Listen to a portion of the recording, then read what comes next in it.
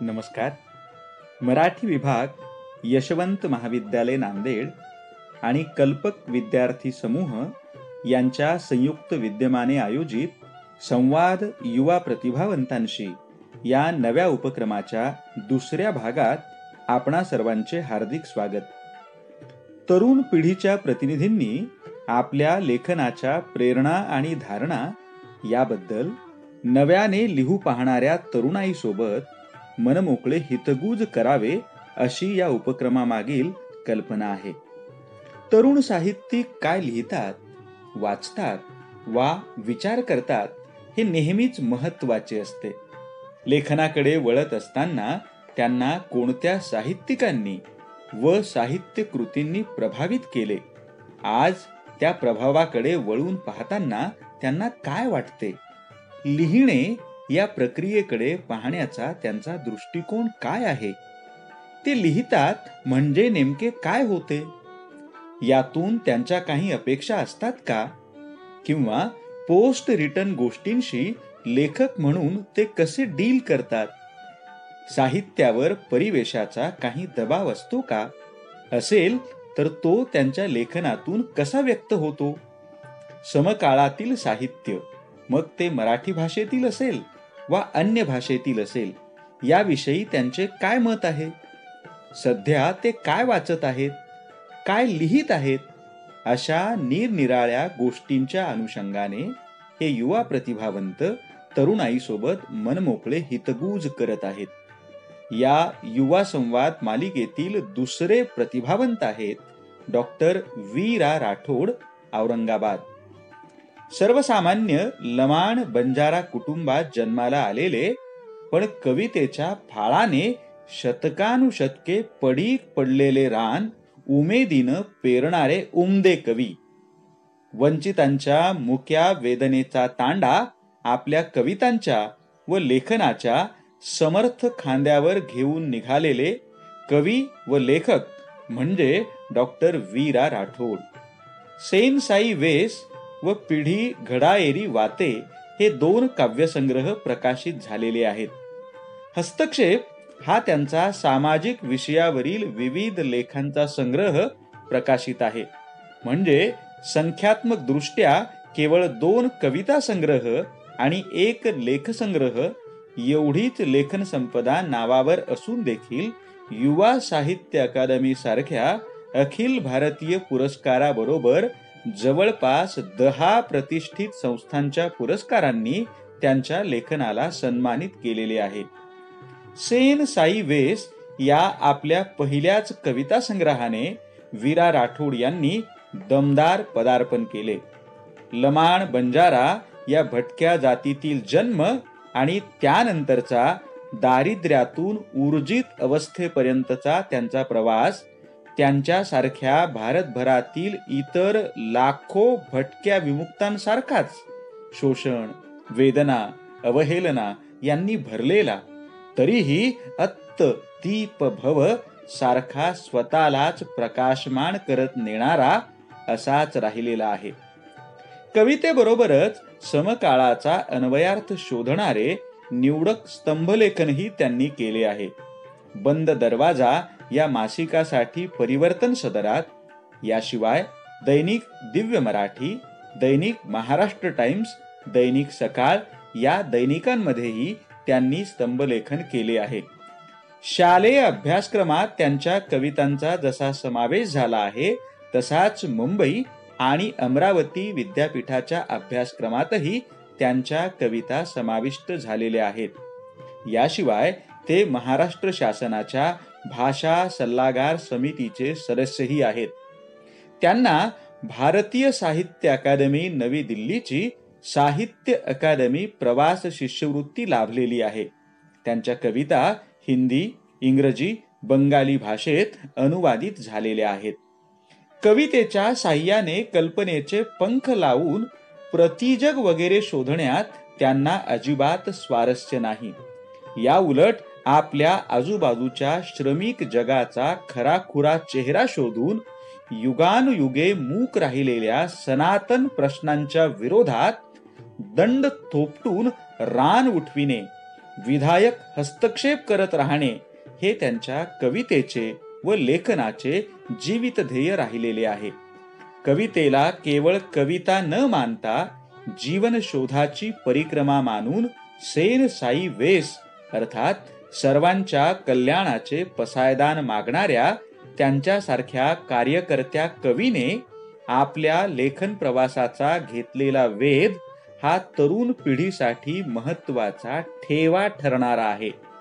सहिष्णू वृत्तीच्या आणि संवेदनशील मनाच्या या युवा प्रतिभावंताच्या गंभीर संवादाचे आपण मनपूर्वक स्वागत कराल अशी अपेक्षा आहे.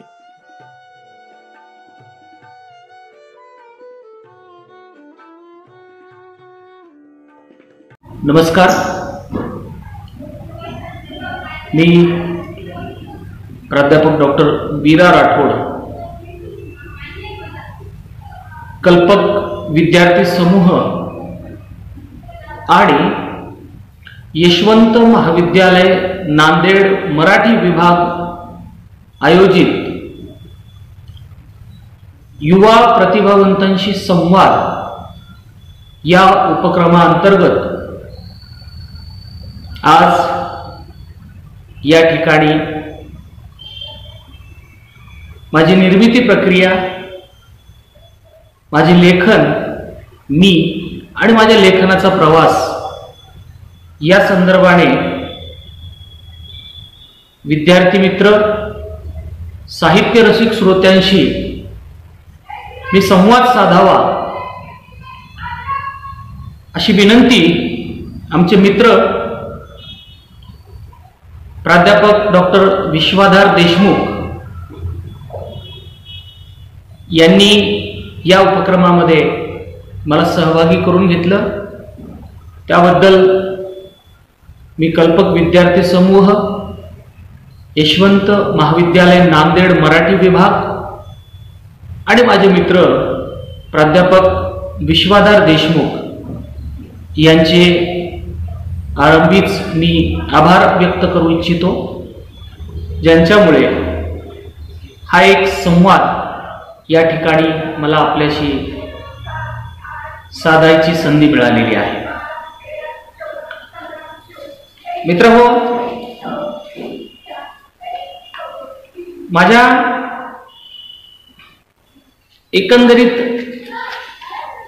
निर्मिती प्रक्रियेच्या संदर्भात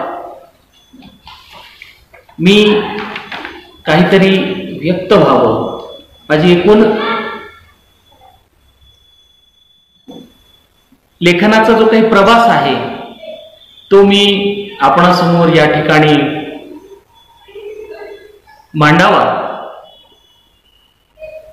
ही एकंदरीत या आजच्या संवादाची पार्श्वभूमी आहे. माझ्या लेखनाच्या संदर्भात मी जेव्हा विचार करू लागतो किंवा मी माझ्या लेखनाच्या संदर्भात जेव्हा काही सांगू इच्छितो, तर माझ्या लेखनाची एकूण भूमी आणि भूमिका जी काही राहिलेली आहे, खरं तर लेखनाने मला एक नवा जन्म दिलेला आहे असं मी स्वतः मानतो. लेखनामुळेच मला एक स्वतःचं अस्तित्व मराठी साहित्यातच नाही तर एकंदरीत आपल्या समाजामध्ये एक जे काही ठळक असं नाव मिळालं ते लेखनामुळे मिळालेलं आहे. आणि एकंदरीत मी जेव्हा माझ्या जगण्याच्या प्रवासाकडे पाहतो, मी माझ्या लेखनाच्या प्रवासाकडे पाहतो, त्यावेळेस काही ओळी मला सांगाव्याशा वाटतात. एकंदरीत माझ्या जगण्याच्या संदर्भाने या ओळी लागू पडतात. वाचा जर लाभली नसती, वाचा जर लाभली नसती तर कसा मी जगलो असतो, सल मनातच राहिली असती, तडफडून मेलो असतो. अशाच जळल्या खपल्या पिढ्या बापजाद्यांच्या, अशाच जळल्या खपल्या पिढ्या बापजाद्यांच्या, पोटास 2 कुटक्यांच्या केल्या असत्या राखोळ्या. जे दुःख युगायुगांचे घेऊन चालती तांडे, जे दुःख युगायुगांचे घेऊन चालती तांडे, राबणे आणि मरणे हे नितभोगाचे पाडे, लेखणीने दिला नवजन्म फोडिला टाहो शब्दांनी. लेखणीने दिला नवा जन्म फोडिला टाहो शब्दांनी, अनवधू लागली वाचा करुणेची अर्थ कहाणी, अनवधू लागली वाचा करुणेची अर्थ कहाणी. अशा पद्धतीने माझ्या एकूण जगण्याला आणि माझ्या लेखनाला प्रारंभ झाला, सुरुवात झाली. म्हणजे मी माझ्या पहिल्या कविता संग्रहाच्या अर्पण पत्रिकेतच लिहिलेलं आहे. हा उधाळलाय भंडारा नावाची ती कविता आहे. ही कविता नाहीये केवळ, ही कविता नाहीये केवळ, ही आहेत उजेडाच्या दिशेने आरोळ्या ठोकत निघालेली बिनभरवशाची पावले. हा अंधारातून उजेडाकडे प्रवास करणारा तांडा आणि त्या तांड्याची वेदना कुठेतरी मला या कवितेच्या माध्यमातून शब्दबद्ध करायला मिळाली. आणि मी ज्या परिवेशातून आलो त्या परिवेशाचा एकूण रंगरूप काय होतं, त्यांची हाल अपेष्टा काय होत्या, तर माझ्या तांडा कवितेत मी मांडलेलं आहे. रंग थिगळांचे 12 थिगळांचे अंग, नक्षी कोरी व दुःखाची जन्म फुटलेले विंग. चंद्र जिंको भले कुणी आम्हा लागला न मिळ, जन्म घेऊन चालतो फाटक्या खेटरांचा तळ. पापणीतल्या पाण्याने भरलेली रीती झोळी, मृग जळाव जगणे मागे संसाराची होळी. देह पाषाणाचा केला खूप भोगून या हाल, परिपेटलीच नाही कधी आम्हादारी चुल. किती दिवस सोसावी अशी जगण्याची सोस, किती दिवस सोसावी अशी जगण्याची सोस. येथे अंधार टाळून कधी उजाडेल दिस, येथे अंधार टाळून कधी उजाडेल दिस. असा सगळा अवतार भोवतालचा परिवेश, अज्ञान, अशिक्षितता, अस्थिरता, या सगळ्या अंधाराच्या ज्या काही शृंखला आहेत या शृंखलांमध्ये तो अडकलेला होता. आणि या सगळ्या अंधाराच्या वाटेवर चालायचं होतं. आणि अशा वेळेला एक त्या चालण्यासाठी जे काही बळ देणारी जी गोष्ट होती, अनेक गोष्टींपैकी ती होती कविता. आणि त्या कवितेला ते माझं जे काही दुखणं आहे, ते माझी जी काही व्यथा आहे, ते माझं जे काही मनातली जी काही अस्वस्थता आहे ती मी सांगत गेलो. आणि मी एक कविताच लिहिलेली आहे की मी काळजातली एक एक सल बाहेर काढून ठेवतोय आणि लोक वाह म्हणतात. काय आश्चर्य, काय आश्चर्य. जीवो काय म्हणतात, दुःखाला सुंदर उपमा काय देतात. कोणत्या काळात सुंदर होते दुःख, कोणत्या काळात सुंदर होते दुःख. जगण्याची सारी वीणच विस्कटून टाकणाऱ्याला हसत हसत कवटाळीत नाही कोणीच. ही माझी जगण्याची व्यथा होती, ही माझी एक जगण्याविषयीची तक्रार होती, जगण्यामध्ये जे काही एक संघर्षाच्या वाटेवर होतो. आणि हे कुठेतरी कवितेच्या माध्यमातून ते मनात साचलेलं, म्हणजे आजीने कधीतरी गोष्ट सांगितलेली असते की आपल्या मनात जे काही आपल्या मनाला खाणारं आहे ते मनात फार काळ ठेवू नये, त्याची पीडा होत असते. आणि म्हणून कुणाला सांगायचं आपलं रडगाणं, कुणाला सांगायचं आपलं दुःख, कुणाला सांगायचे आपल्या हाल अपेष्टा व्यथा वेदना. तर त्या हाल अपेष्टा व्यथा वेदना सांगायला मला मिळाली कविता. आणि मी कवितेशी बोलत गेलो, कवितेला माझं दुखणं सांगत गेलो. आणि त्या दुखण्याला एक सुंदर, त्या माझ्या वेदनेला एक सुंदर रूप या कवितेच्या माध्यमातून मिळालं. ही माझ्या कवितेच्या जन्माची कथा आहे. बऱ्याचदा असं होतं की आपण आयुष्यात ठरवतो काहीतरी वेगळंच आणि आपल्या वाट्याला काहीतरी दुसरंच येत असतं. म्हणजे खरं तर मला कधी स्वतःला असं वाटलं नव्हतं की मी कधी काळी काहीतरी लिहू शकेल, काहीतरी लिहून होईल माझ्या हातून.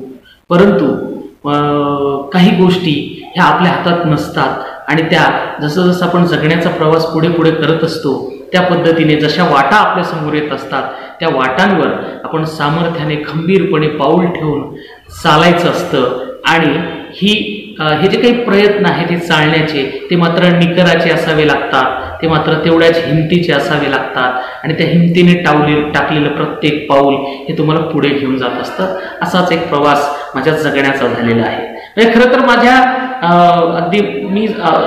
अगदी साहित्याच्या भाषेत सांगायचं झाल्यास कुठेतरी डोंगर कपारीतून एक झरा फुटला होता.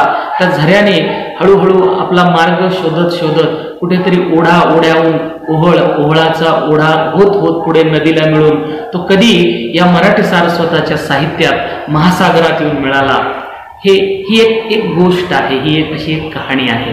आणि एकंदरीत म्हणजे खरं तर माझं एकूण वाङ्मयीन आयुष्य जर बघितलं तर अगदी फार काही अधिक नाही. एक 15-16 वर्षाचं माझं अगदी उणपुरं 15-16 वर्षाचं माझं वाङ्मयीन आयुष्य.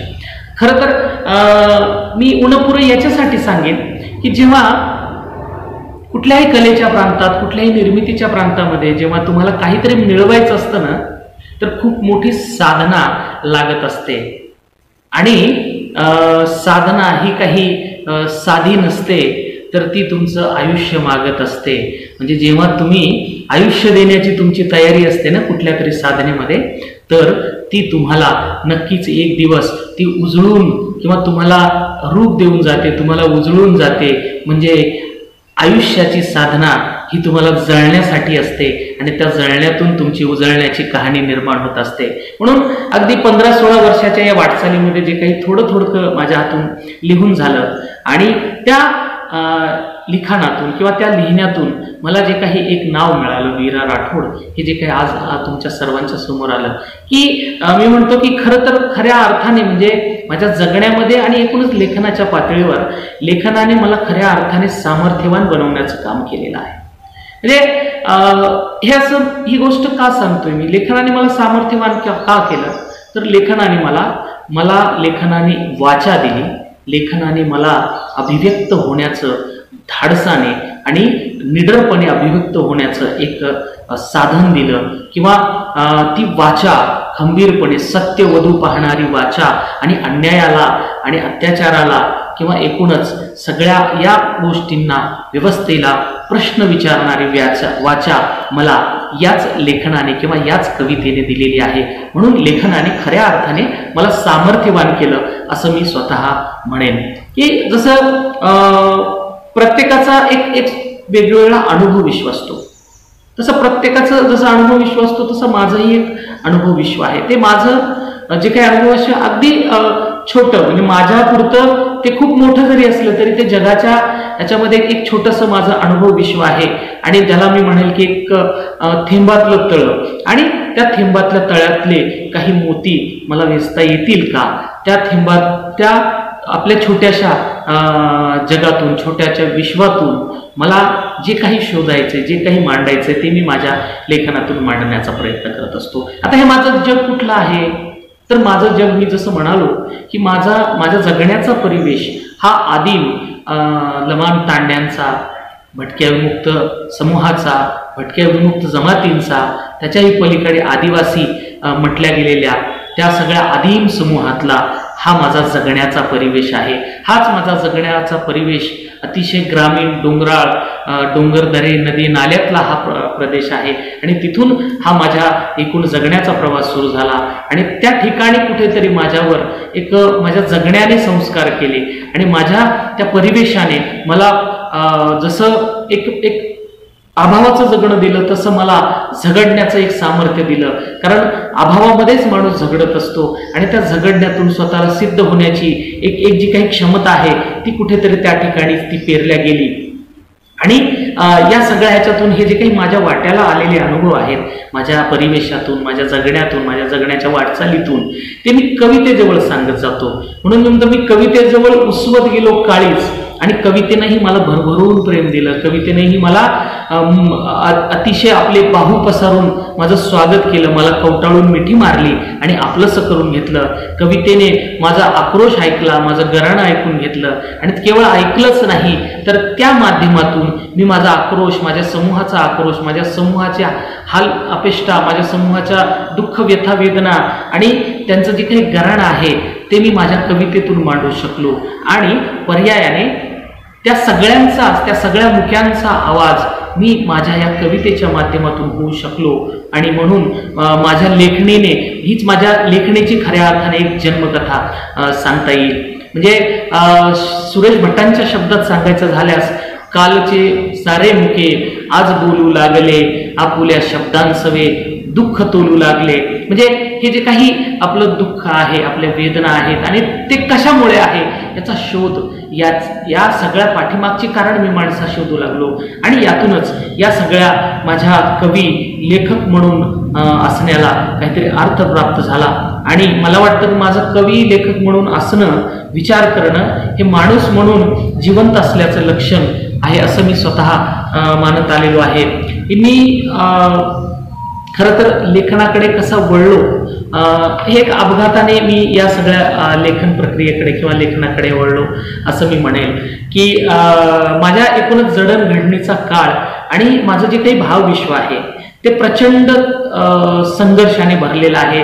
गरिबीचे चटके सोसले, कौटुंबिक पातळीवरचा खूप मोठा संघर्ष सहन करावा लागला, एक प्रचंड समाज व्यवस्थेमध्ये एक प्रचंड अवेरलेपण होतं, एक प्रचंड तुटलेपण माझ्या वाट्याला आलेलं होतं. आणि या सगळ्या याच्यातून होणारा जो काही कोंडमार आहे, जी काही घुसमट आहे, आणि या सगळ्या पातळ्यांवर बरेच अनुभव असे येतात की आपल्या जवळचे सुद्धा खूप दूर निघून जातात, खूप दुरावलेले असतात. आणि अशा वेळेला तुम्ही एकटे जगत असता आणि एकट्याने त्या सगळ्या गोष्टी सहन करत असता, ते सगळं जगणं तुम्ही अंगावर घेत असता. अशा वेळेला एक प्रकारे एक मूक पण त्या व्यक्तीला येऊन जात असतं. तशा अवस्थेतून मी सुद्धा गेलेलो आहे. किंबहुना बऱ्याच अंशी अनेकांना याच अवस्थेतून जावं लागतं. अनेक लेखक आपण गेलेले पाहतो. या सगळ्या काळात मला कवितेने जवळ केलं आणि कवितेने मन मोकळं करण्यासाठी आपली हक्काची कूच दिली. आणि म्हणून मी कवितेला माझ्या कवितेत म्हटलेलं आहे की कविता ही माझी माय, माझी सखी आणि माझा मित्र. म्हणून मी कवितेला मी संबोधलेलं आहे, कविता माझी माय, माझी सखी. आणि या सगळ्या वाटचालीमध्ये खरं तर कोणत्याही कलाकृतीमध्ये जसा त्या सृजकाच्या जगण्याची सावली पडलेली असते, त्याच्या अवताल भोवतालचा परिसर त्याच्यामध्ये येत असतो. अगदी माझ्याही कवितेत त्या पद्धतीनेच माझ्या अवताल भोवतालचा परिवेश, त्यांच्या सगळ्या जगण्याच्या ज्या काही कहाण्या आहेत, त्यांच्या जगण्याच्या ज्या काही कल्पना आहेत, त्यांच्या जगण्याच्या ज्या काही अपेक्षा आहेत, त्या सगळ्या याच्यातून व्यक्त झालेल्या आहेत.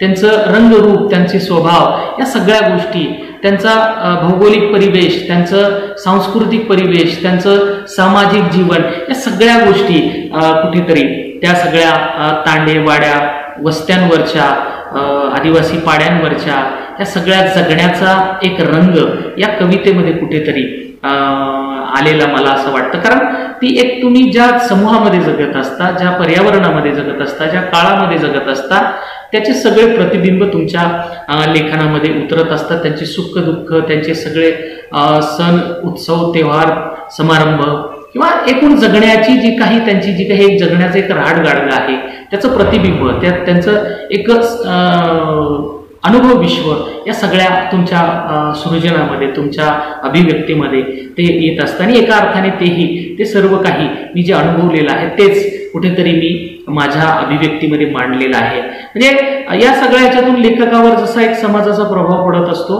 तसाच लेखकाचाही त्या समाजावर प्रभाव पडत असतो. आणि एका अर्थाने म्हणजे लेखक लिहितो म्हणजे काय करतो, तर एका अर्थाने तो स्वतःच्या अस्तित्वाचा शोध घेत असतो, स्वतःच्या अंतरंगाचा शोध घेत असतो.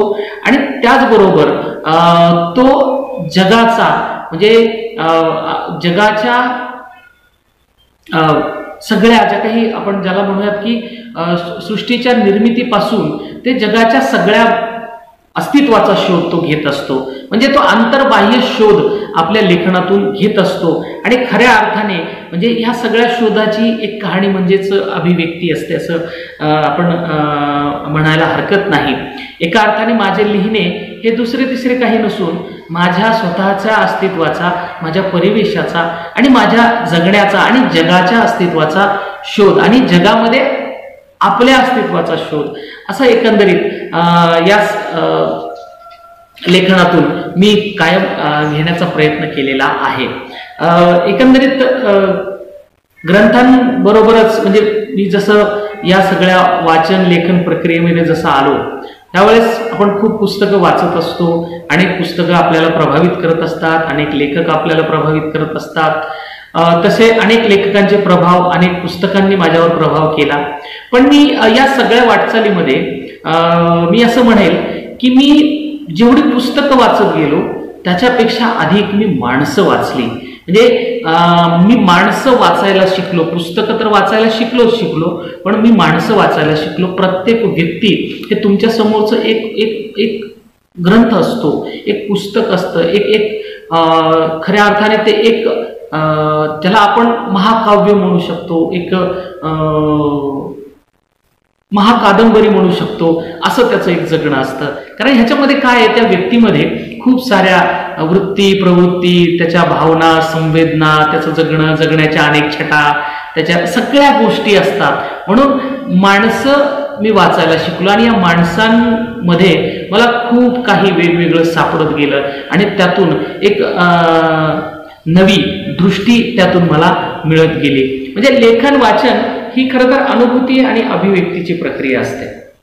आता वाचनातून जसं आपल्याला जग समजून घेत असतो आपण, तसंच लेखनातून आपण जे काही जग आपल्याला समजलेलं आहे, आपण स्वतः आपल्याला जे समजलेलो आहोत आणि आपल्याला हे विश्व जे काही समजलेलं आहे, हे इथला समाज जो काही समजलेला आहे, त्याबद्दलची आपली प्रतिक्रिया आपण व्यक्त करत असतो। म्हणजेच लेखन ही एक अभिव्यक्ती असते आणि ती अभिव्यक्ती काय असते तर आपला जो काही अनुभव आहे, आपल्या जगण्याचा जो काही शोध आहे, त्या शोधातून जे काही आपल्याला सापडलेलं आहे तेच म्हणजे अभिव्यक्ती असते। ती फक्त प्रत्येकाच्या पातळीवर वेगवेगळ्या पद्धतीने आणि वेगवेगळ्या प्रकारे ती आलेली असते। म्हणजे खरं तर हा जो काही लेखन वाचनाचा आणि अभिव्यक्ती आणि अनुभूतीचा जो काही एकूण ही जी काही प्रक्रिया आहे ती अतिशय आनंददायी आहे आणि तेवढीच ती पीडादायी सुद्धा म्हणता येईल। म्हणजे पीडा ही निर्मितीच्या पातळीवरची, पण जेव्हा आपण जग समजून घेत असतो ना त्यावेळेस ती एक रंजक आणि आनंददायी अशी प्रक्रिया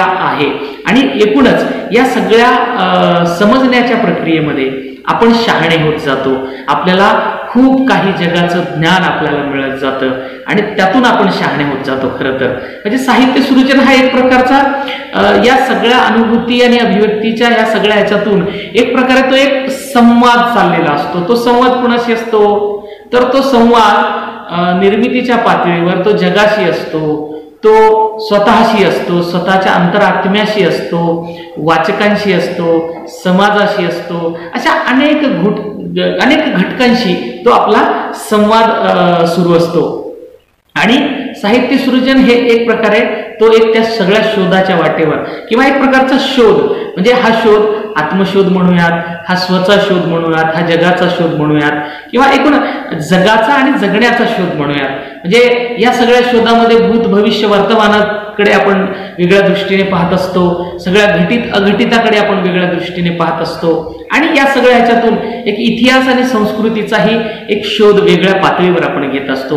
म्हणून हा शोध जो आहे निर्मितीच्या पातळीवर पुन्हा पुन्हा घेतला जातो आणि तो पुन्हा पुन्हा आयुष्यभर लेखक घेत असतो, कारण तो शोध हा कधीच न संपणारा आहे।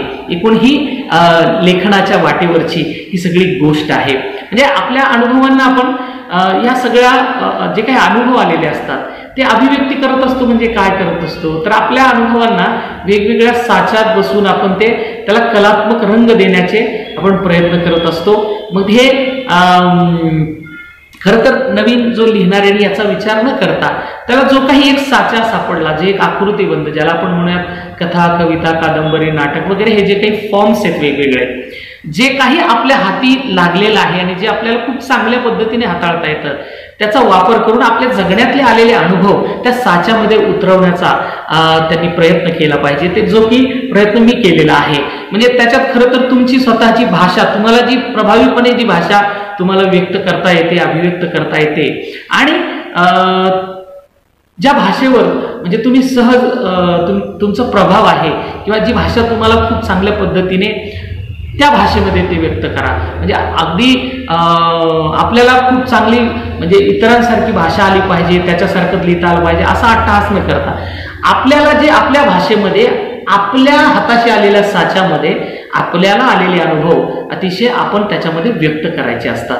ही झाली निर्मितीच्या पातळीवरची सुरुवातीची आरंभीची गोष्ट. म्हणजे पण हे सगळं करत असताना आपण इतराची कॉपी न करता आपल्याला आलेले जे काही अनुभव आहेत त्या अनुभवांशी प्रामाणिक राहून ते आपण व्यक्त केलं पाहिजे.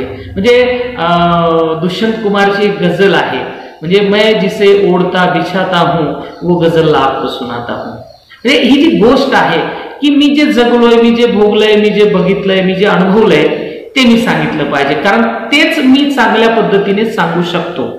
म्हणजे कल्पना करून लिहिणाऱ्या लोकांच्या बद्दल किंवा त्यांच्याबद्दल मला काही सांगायचं नाहीये, परंतु जे प्रभावीपणे आपण मांडत असतो तर ते आपल्याला जे काही अनुभव आपल्या गाठीशी असतात, आपल्याला जे आपण स्वतः अनुभव घेतलेले असतात ते आपण प्रभावीपणे आणि प्रामाणिकपणे आणि परिणामकारक आपण मांडत असतो. म्हणून आपल्या अनुभवांशी प्रामाणिक राहून मी माझ्या आयुष्यामध्ये लेखन आजपर्यंत करत आलेलो आहे. म्हणजे आपल्या अनुभवांशी प्रामाणिक राहून लेखन करणं याचाच दुसरा एक अर्थ असा आहे की आपण ज्या काळामध्ये जगतोय त्या काळाला आपण प्रतिसाद देत असतो. त्या काळाचं जे काही चित्र आहे, चरित्र आहे ते आपण आपल्या लेखनातून सांगितलं पाहिजे. आपल्या अवताल भोवतालामध्ये जे काही घडतंय त्याच्यावर आपल्याला बोट ठेवता आलं पाहिजे. त्या भोवतालाला आपल्याला प्रतिसाद द्यायचा असतो.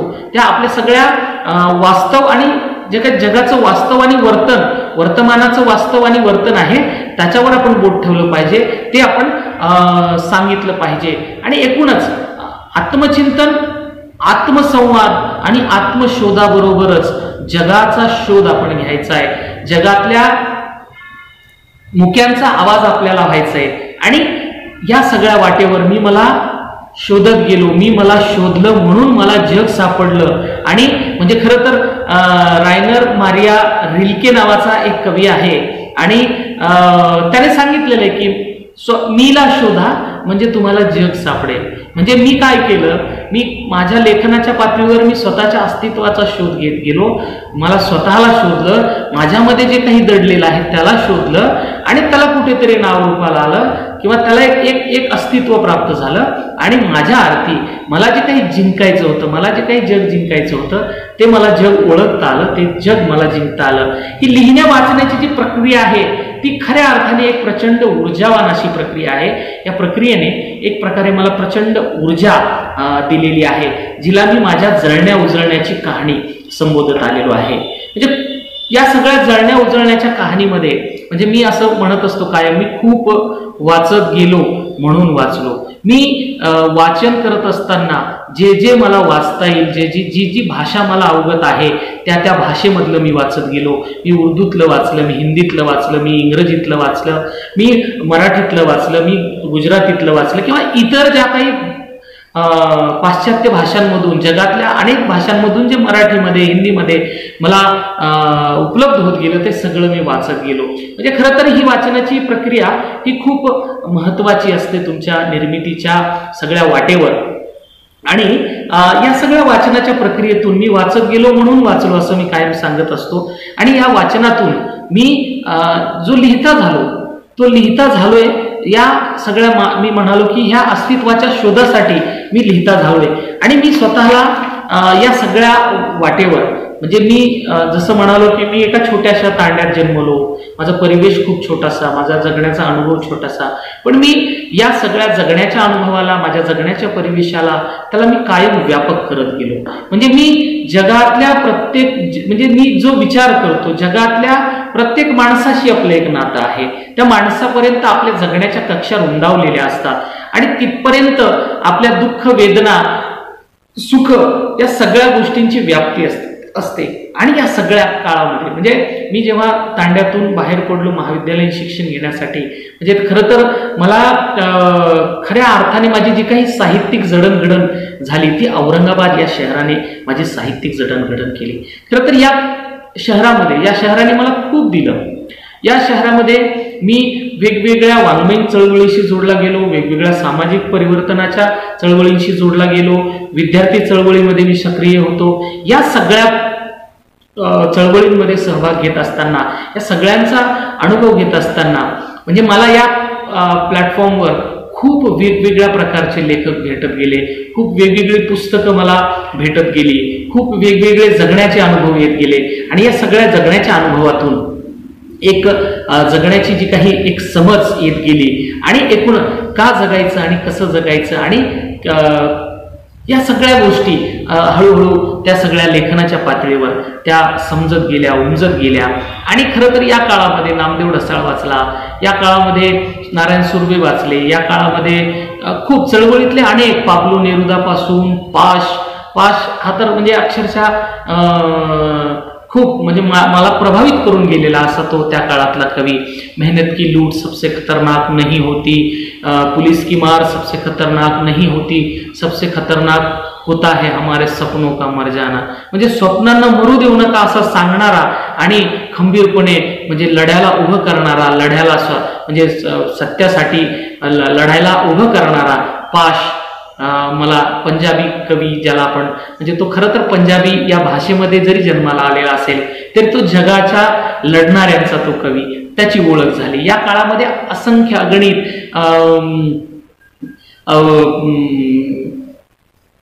कफी आजमी भेटले, मैं जिसे ढूंढता हूँ वो जहां नहीं मिलता, अशा अनेक कविता. धुमिल भेटला, धुमिल म्हणजे मुझमें रहते हैं करोडो लोग फिर चुप कैसे रहूं, अशी एक चळवळीची भाषा बोलणारा कवी भेटला. याच काळामध्ये मला रवींद्रनाथ टागोरांची कविता वाचली, अगणित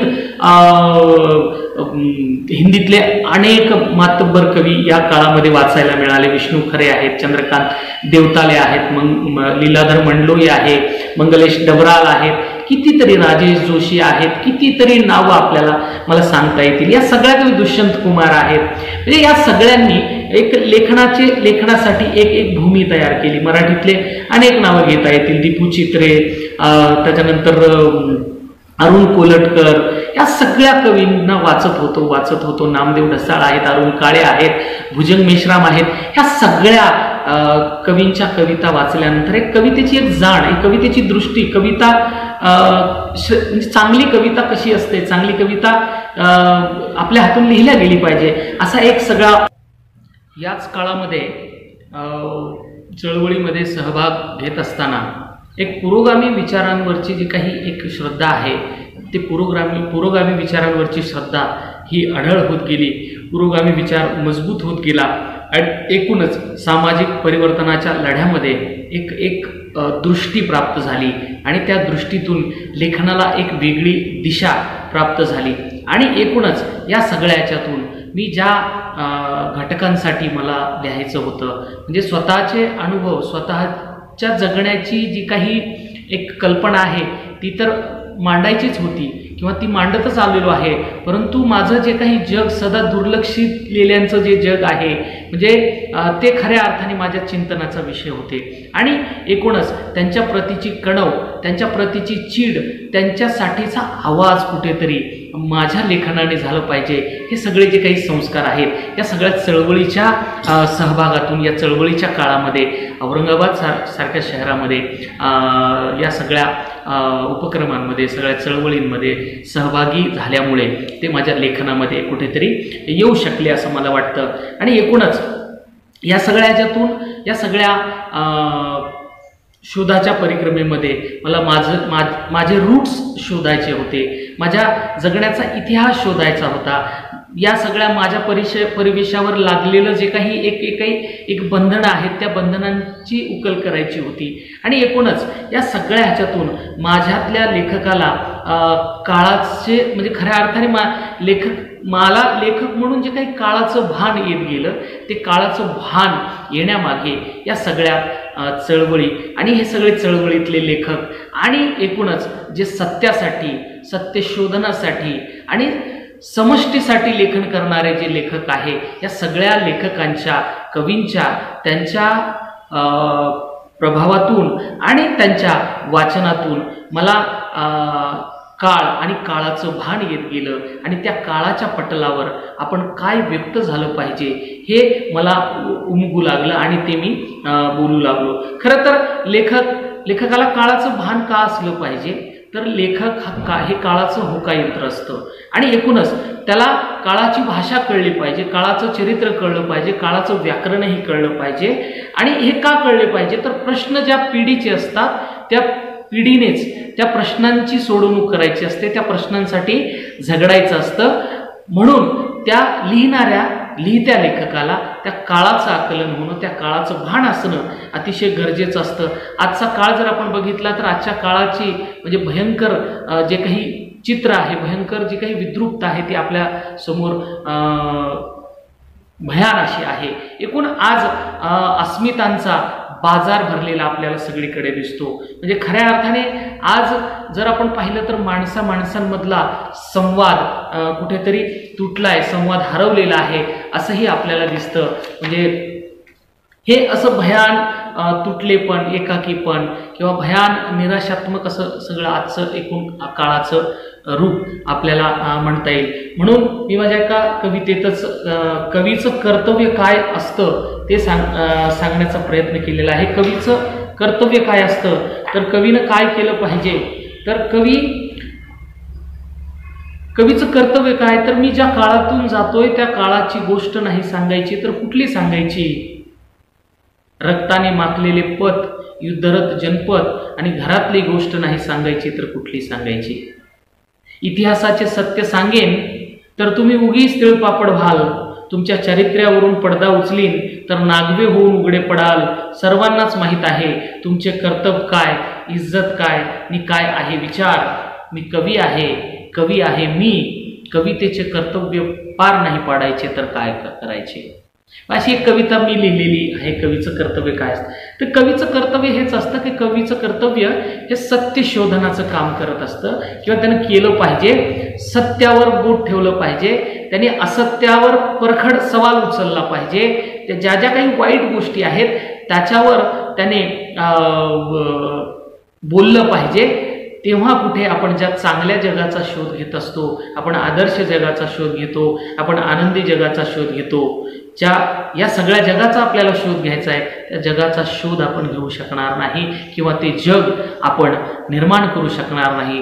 जोपर्यंत अन्याय अत्याचार आहे, जोपर्यंत विषमतेची दरी कायम उभी आहे, तोपर्यंत आपण सुखकारक आणि स्वास्थ्यहारक जग आपल्याला सापडणार नाही. हे सुखकारक, स्वास्थ्यहारक आणि जे काही आपल्याला जग निर्माण करायचं आहे तर ह्या सगळ्या भेदाभेदांवर, या सगळ्या उणीवांवर, या सगळ्या समाजातल्या वेगवेगळ्या दऱ्यांवर आपल्याला मात करावी लागणार आहे, त्यावर बोलावं लागणार आहे. आणि मला वाटतं की काळाच्या सगळ्या पटलावर खंबीरपणे आणि निडरपणे कवीनं बोललं पाहिजे. आणि एकूणच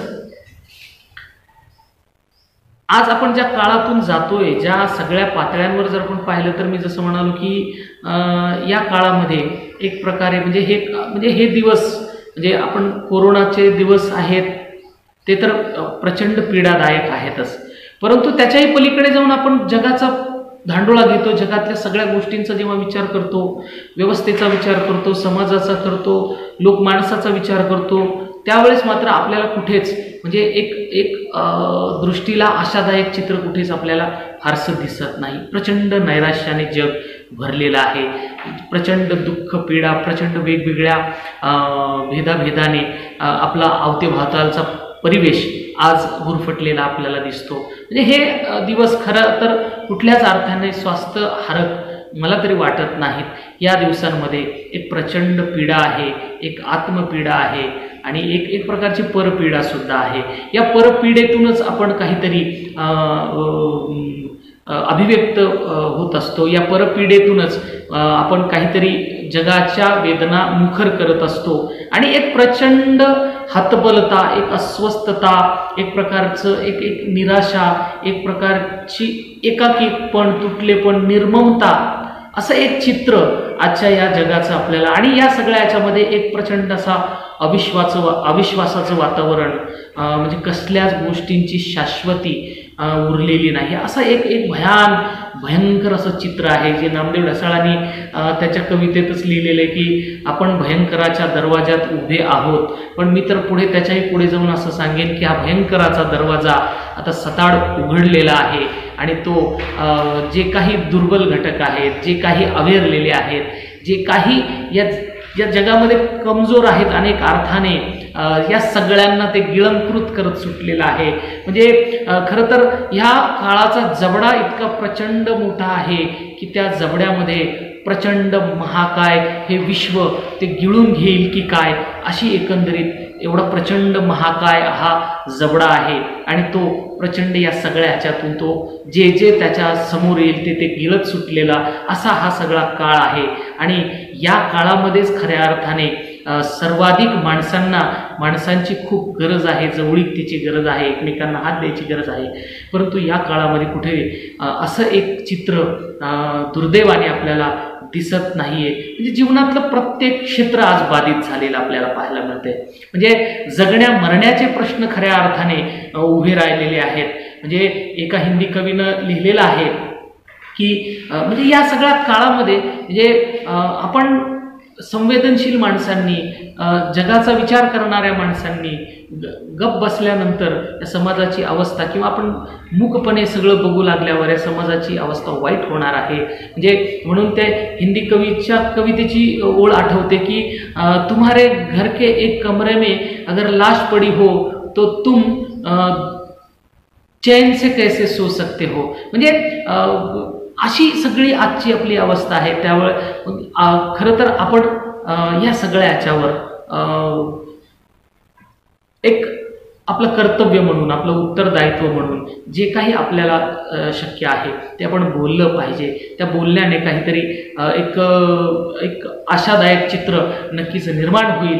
आणि एकूणच या सगळ्या ह्याच्यात एक गोष्ट मात्र आहे की जगाचा जर आपण विचार केला तर जगाची सगळी एकूण वाटचाल, म्हणजे कितीही अंधार असला, कितीही निराशा असली तरी जगाची वाटचाल ही कायमच आशावादावर चालत आलेली आहे.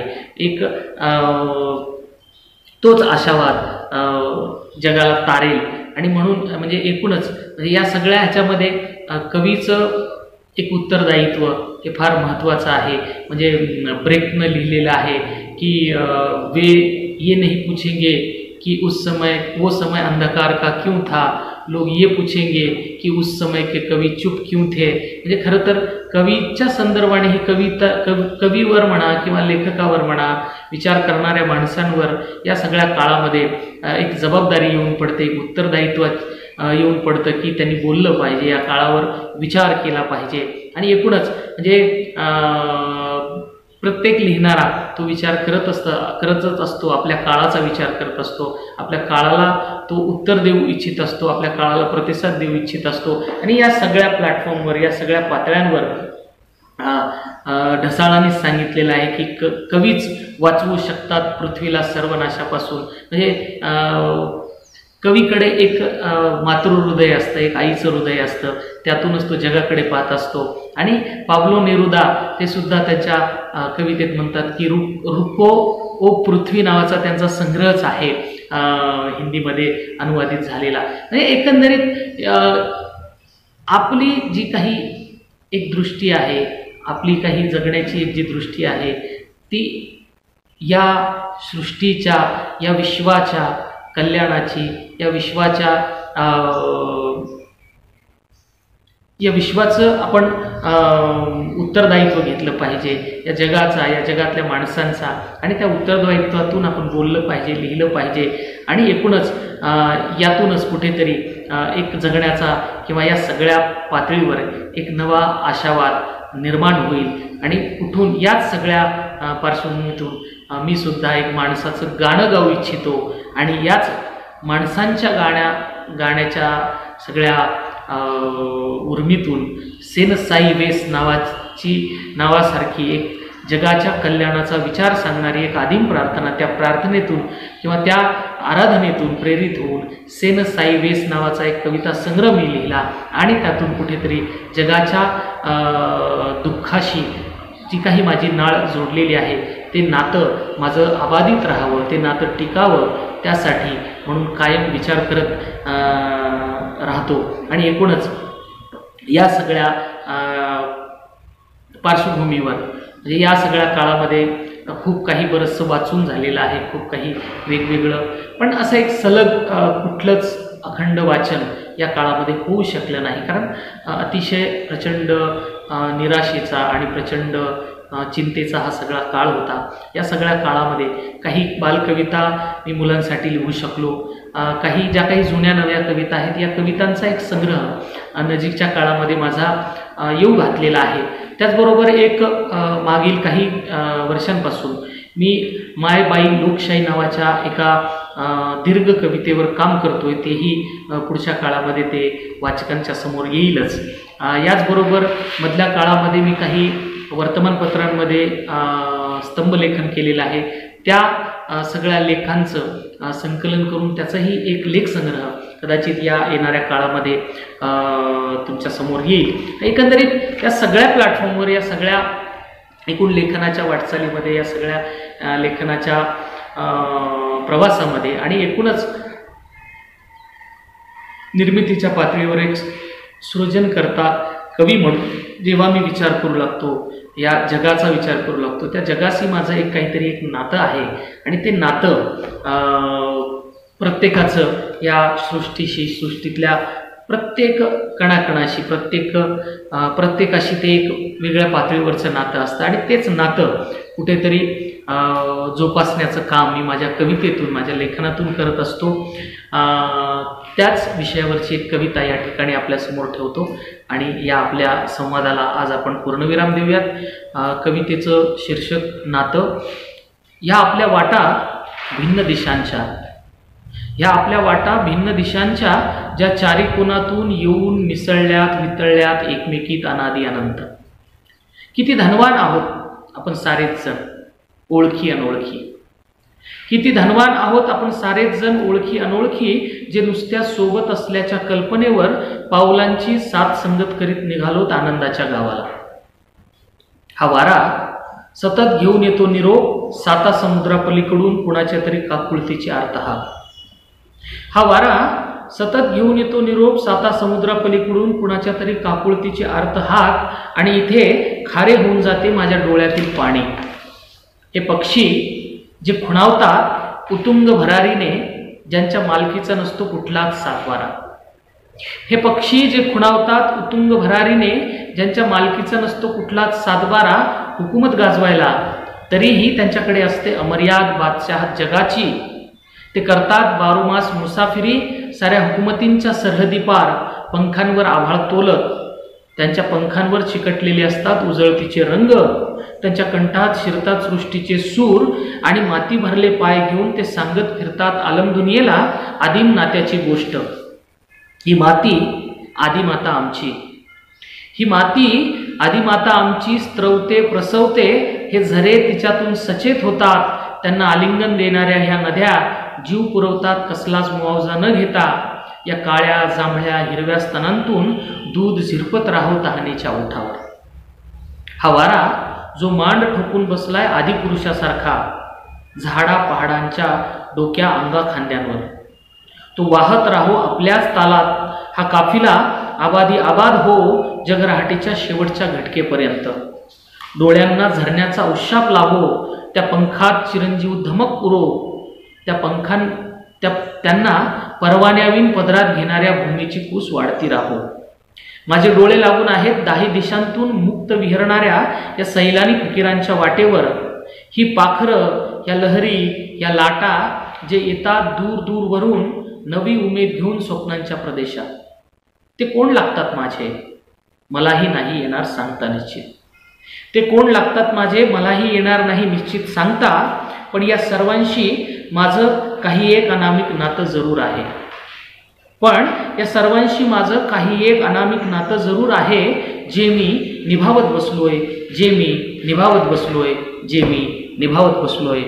पुनश्च एकदा आपणा सर्वांचे कल्पक विद्यार्थी समूह, माझे मित्र विश्वधर देशमुख आणि यशवंत महाविद्यालय नांदेड यांचे पुनश्च एकदा मनपूर्वक आभार.